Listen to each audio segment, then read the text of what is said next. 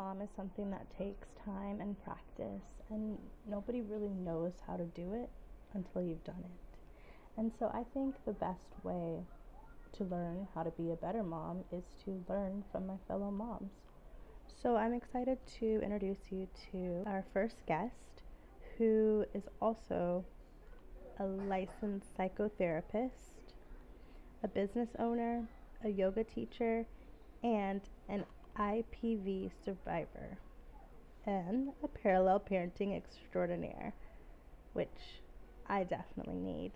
So I'm excited to dive right into our next episode, which is an interview with Jennifer Hart.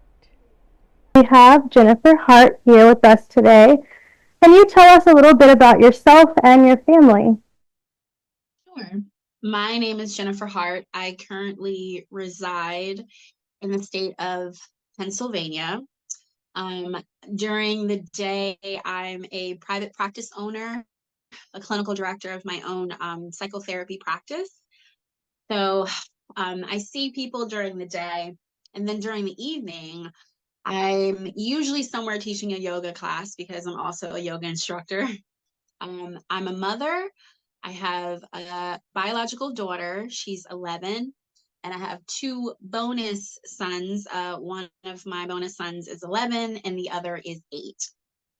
What did your journey look like to becoming a single mom? Where do I begin? So I previously was married. I forgot the year, but I previously was married. I had my daughter, and I think she was 15 months old when I left that relationship. And I think that was the beginning of my public kind of announcement or reveal of being a single mom. But I feel that I've been a single mom since I started being a mom, which is one of the reasons why I moved on and I said I didn't want to continue in the marriage. So single motherhood has started for me prior to me leaving. So I think I've been on this single mother journey for about 11 years.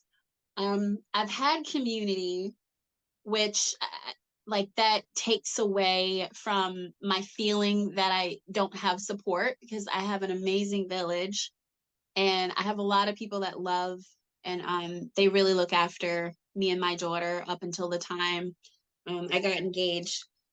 But it's been a rough road. It wasn't easy. I had a lot of hospital visits in and out of the hospital. I was trying to finish school, get my master's degree at the same time. And I was trying to figure out married life and it didn't work. So my very first experience of being a mother and single mom has been rough. And it's been rough for about 11 years, but I think for the last 3, it's calmed down a lot. And I think it's gotten easier because I'm not in and out of the hospital with my daughter. I'm not in and out of the court system. And I have a solid court order and I have a solid group of people that love me and take care of me and my daughter. Wow, yeah, I can relate on so many levels. You left when she was 15 months, and that takes so much bravery. I know that I left when my daughter wasn't born yet. It was the same week that she was born, and I knew I just couldn't do it. I didn't want her to grow up seeing how I was treated Right. in a relationship. Yeah, and then that is so inspiring that you continued on and you got your master's.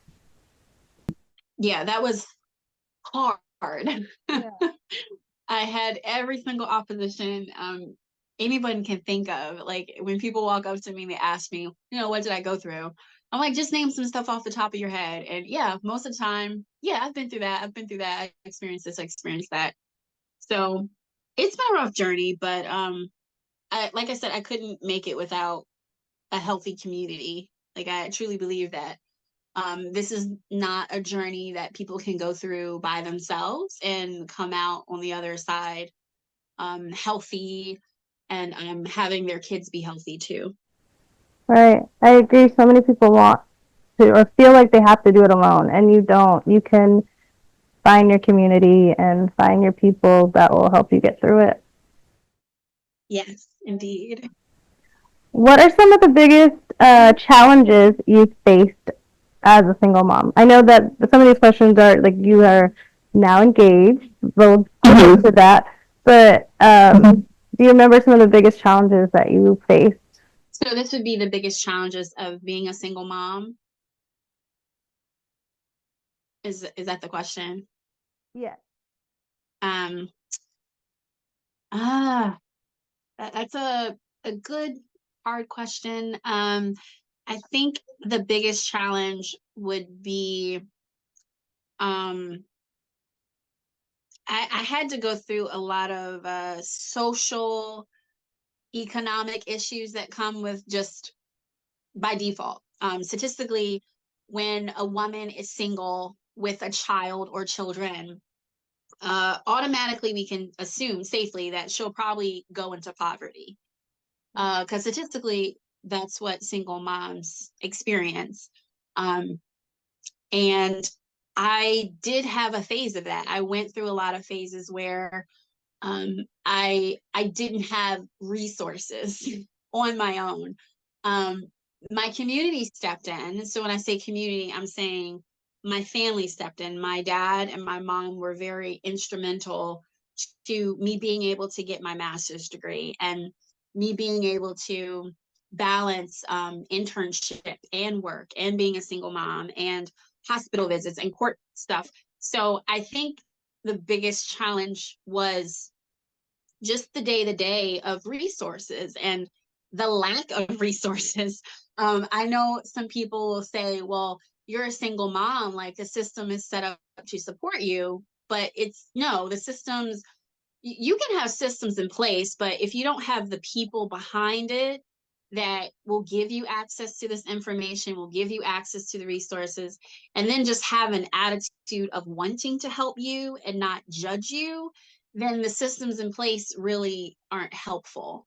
So I think that was my biggest challenge of like just trying to not fall into that poverty pipeline and to finish school and to make sure that I set a future for me and my daughter long term.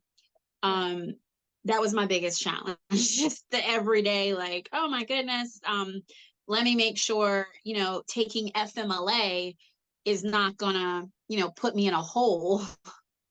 How did you overcome these challenges? I would say that I had to put my self care and my spirituality first above everything. I had to make sure that I had a lot of quiet time. I used to run a lot of 5Ks. I did a lot of yoga practices, Pilates. I went on walks. Every day I had something set up to help me physically, which in turn helped me mentally. So I just made that a priority. And I noticed on days where that wasn't a priority, I wasn't well. When I say I wasn't well, I'm saying I had to fight depression or PTSD or anxiety or all these other myriad of issues that can happen when, you're in a situation that you didn't plan for and that's full of challenges and hurdles. But I noticed when I made my self-care a priority that I was good. And statistically, children do really well when their mom is doing well. So I noticed when I was mentally healthy, I was a better mom. So it was just kind of like this domino effect of I have to make sure that I'm okay in order to get through this, as opposed to just looking at the day's to-do list. I always put myself on the to-do list. I made sure that a day didn't go by that I didn't take care of me. Yeah, that's so good. And you mentioned taking walks and yoga. What are some self care practices that you find that are essential to getting you out of the funk, the mom funk that can happen?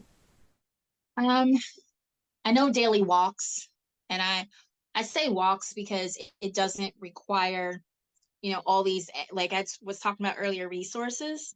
Yeah. You don't really have to have a gym membership to go for a walk. Sometimes a walk could be, closing your front door and walking from one end of the block to the next. You don't have to travel far.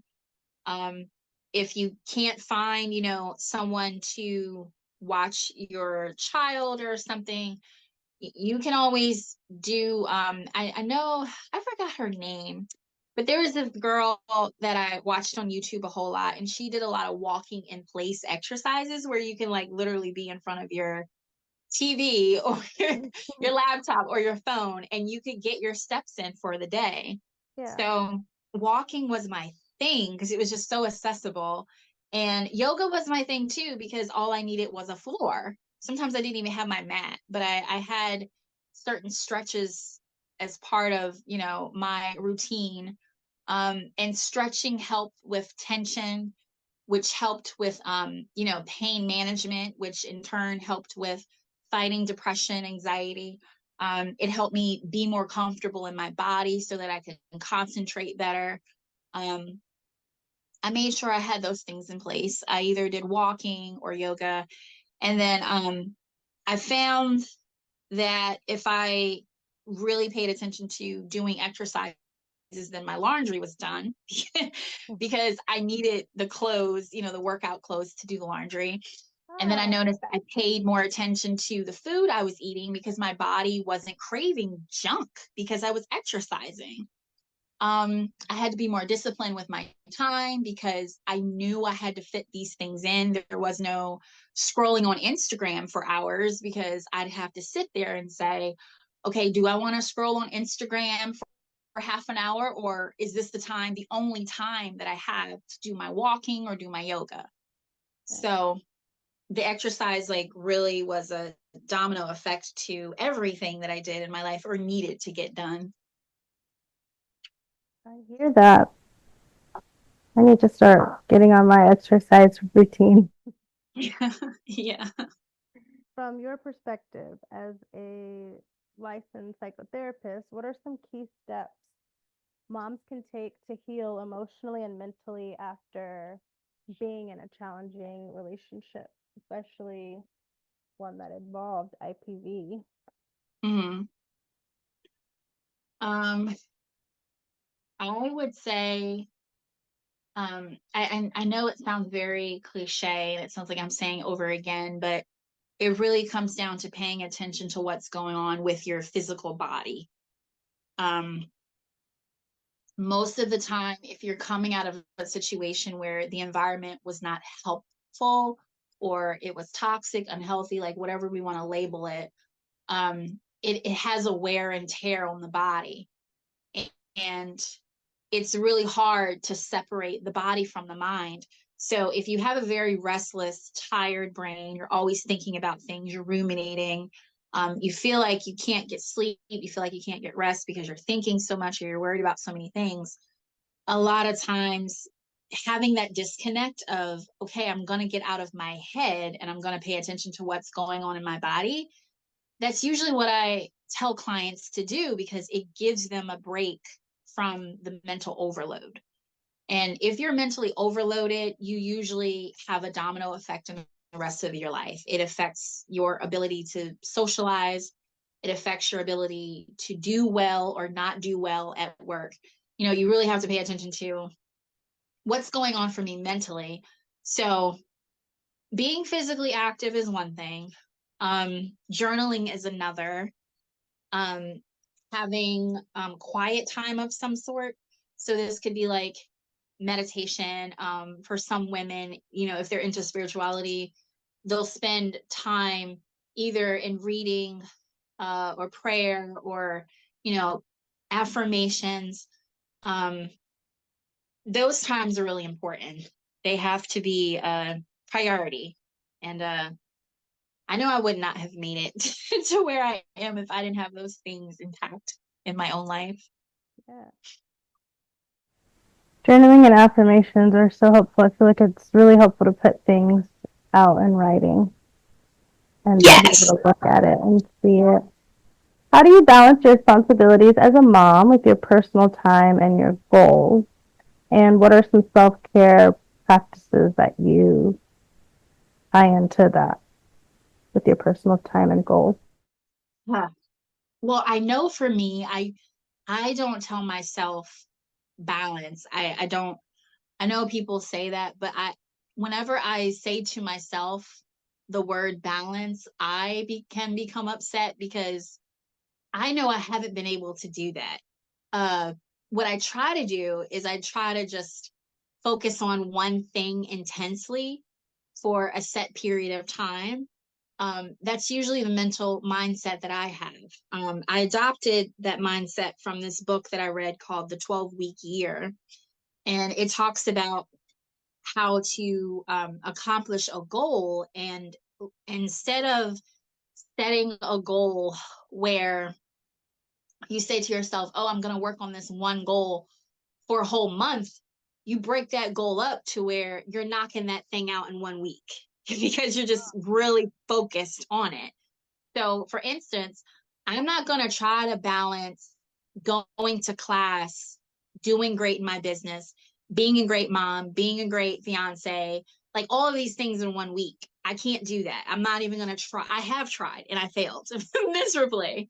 So, what I try to do is like, okay, I have a certain amount of weeks during the year. This week, I'm going to focus on really getting my quiet time in. And I can have all these other things that might not fall into place, but this week I'm going to get my quiet time in. So that's kind of like how I do it.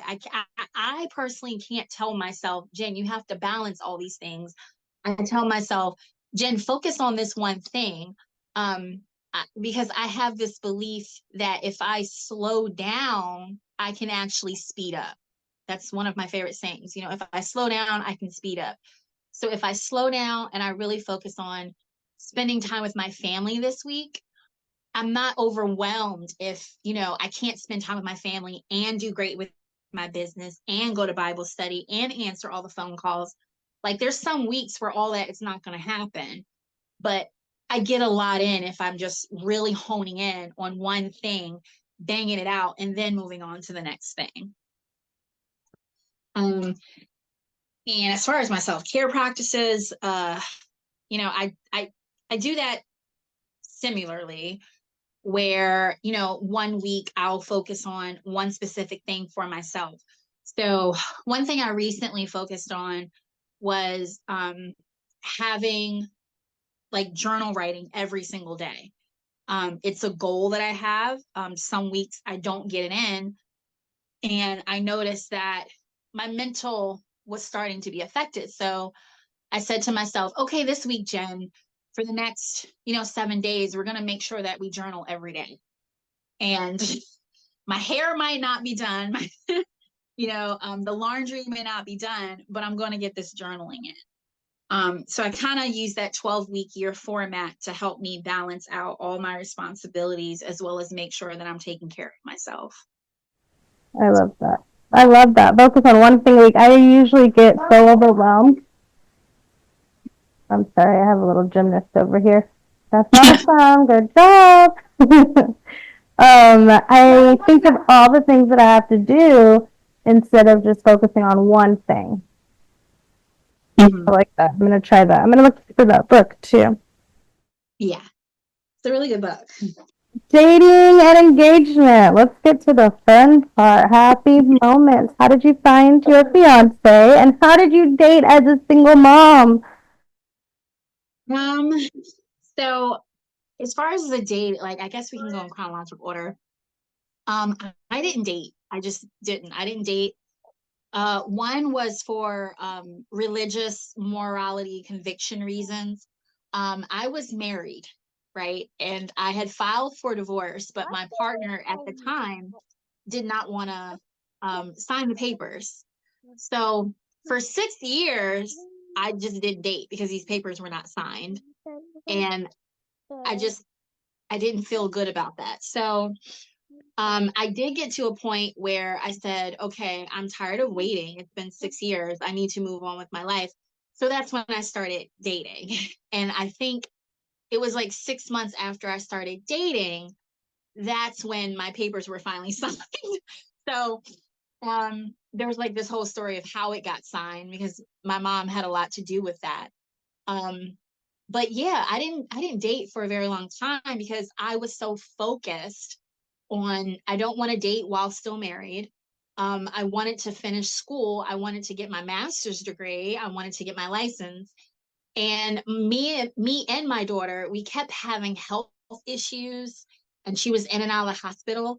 So I didn't have space for it. I just like 6, 7 years out from leaving, I didn't date at all. I just was focused on getting my life together. And then there was so much chaos going on. So dating wasn't in the cards. When I did start to date, I met someone and I was with them for about 2 years. I got engaged, and then once I got my license, the engagement was broken, and it was very shattering at the time, and I thought, huh. But I did see it coming because we were going in two different directions in life, and I was really focused on my life goals. Like I knew that once I got my license, these are the things that I want to do. I also knew that I had a court order and I couldn't like pick up and move to another state. So that engagement was broken, but I learned so much through that relationship, and it was very freeing because it was like I could go out and have fun. I didn't have divorce papers hanging over my head. And I didn't have school. And then my daughter was healthy. So that was a really good time in life for me. And then the guy that I'm with now, my fiance now, I met him through a mutual friend, and I've known him like going on 3 years. But like as soon as I met him, I was like, huh, like we could get along, we could be great. And he also has a similar past of like divorce and just trying to get their life together. And our kids get along great. So that was my journey of how I got to where I am now. Um, I'm learning a lot about myself that I didn't know prior to being engaged. And it is making me more mature in a lot of ways that I was just like, huh.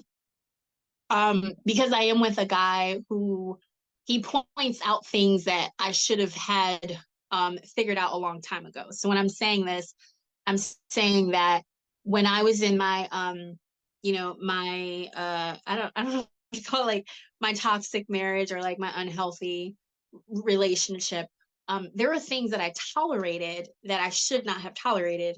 And my fiance that I'm with now, like he points that out. He's like, yo, you shouldn't be tolerating that from anyone. So he in turn teaches me how to respect myself even better in ways that I didn't know. So I'm learning a lot. And I definitely have no regrets for not dating when I was overwhelmed, because I think it would have been a really bad decision if I did. But right now, I'm really happy. That's so awesome. Congratulations. And wow, what a journey. And Yeah, it was quite a journey. but that's good. Mutual friends, and that usually means that you have things in common already and everything was in alignment for you. And that's smart to wait until things settle down. And that's beautiful what you said about he teaches you how to respect yourself. Yeah, that's what makes him very different. Wow. Yeah. That right there is gold. Yeah. Yes. What are your future goals and hopes for yourself and your family? Oh my gosh, I have so many goals.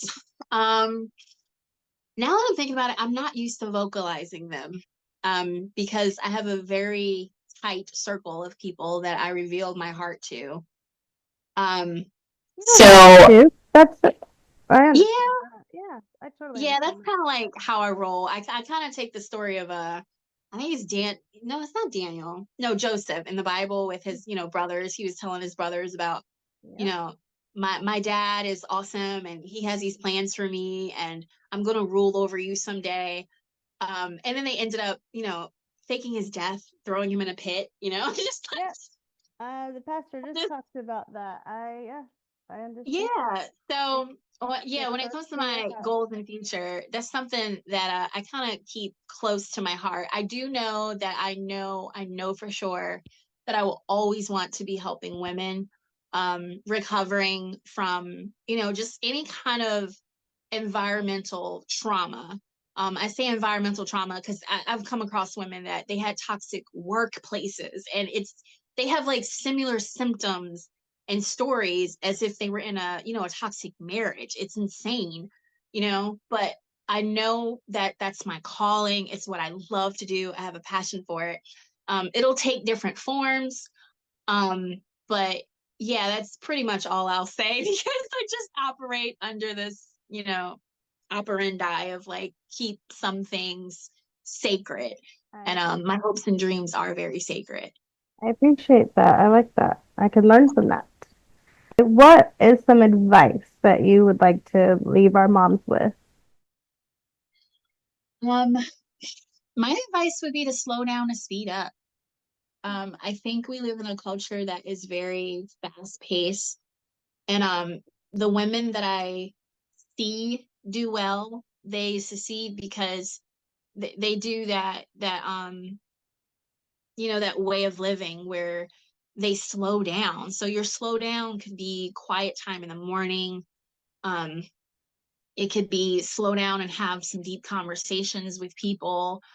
We get so wrapped up in being busy that like stuff just passes us by, and we can't take in details because we're being so fast about things.